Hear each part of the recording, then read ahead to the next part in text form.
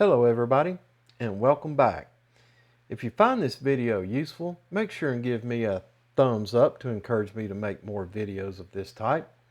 Also subscribe to my channel where you will find additional videos of this nature along with toolbox safety topic videos and leadership training videos.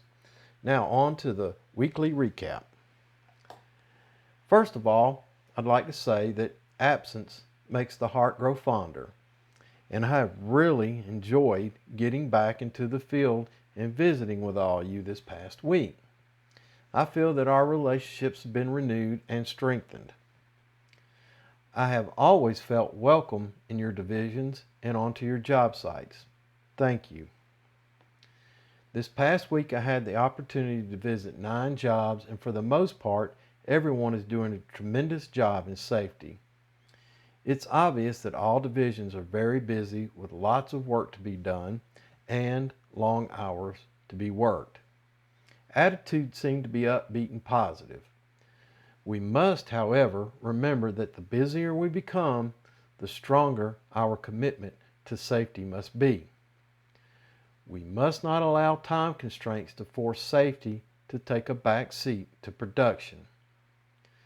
Let's not sacrifice this time of great opportunity for profit to losses due to accidents, injuries, or death.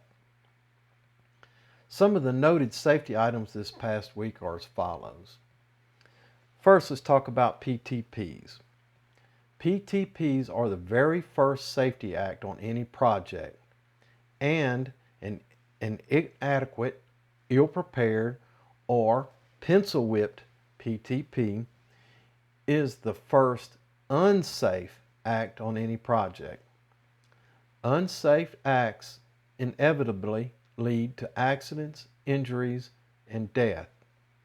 If you are of the opinion, I've worked all these years and we've never had to do a PTP and I hadn't had any accidents or injuries, then I must say that you're being somewhat less than honest, or you're due. The PTP is the first tool to be used daily. It is designed to help plan the project or task, identify hazards associated with the work to be performed, and how to mitigate identified hazards. Give the PTP the respect and effort it requires to help ensure a safe and profitable completion of your projects. Next, pre-demolition surveys.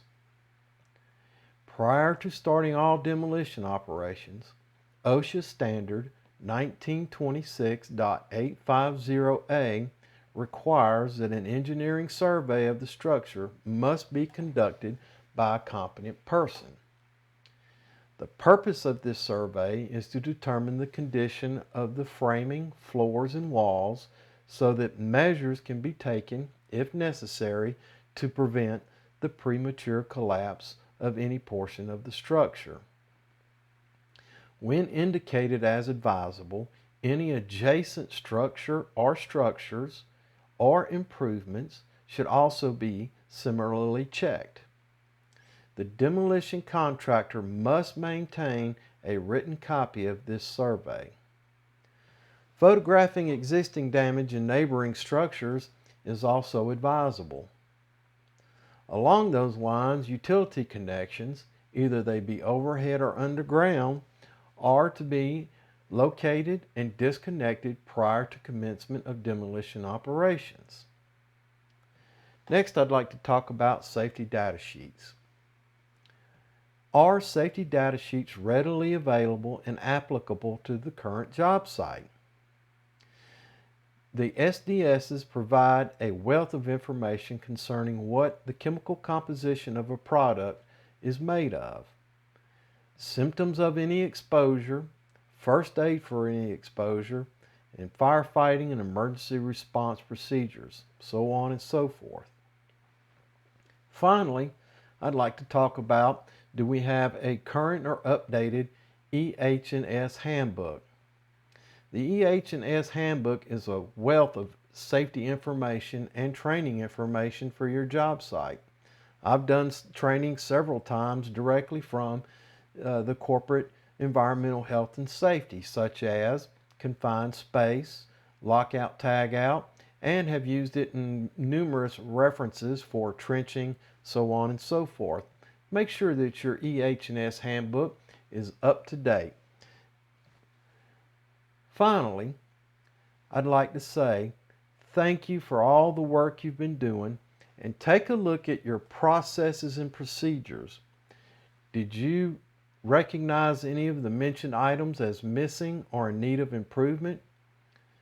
More importantly, are you and your team safety conscious? Like I said, thank you for the good work that you do and always strive to improve. Thanks for watching. If you found this video useful, make sure and give me a thumbs up to encourage me to make more videos of this type. Also, subscribe to my YouTube channel where you will find other videos of this nature, as well as toolbox training safety videos and leadership training videos. Until we see each other again, take care of yourself, number one, look out for your coworkers, and I'll see you in the field.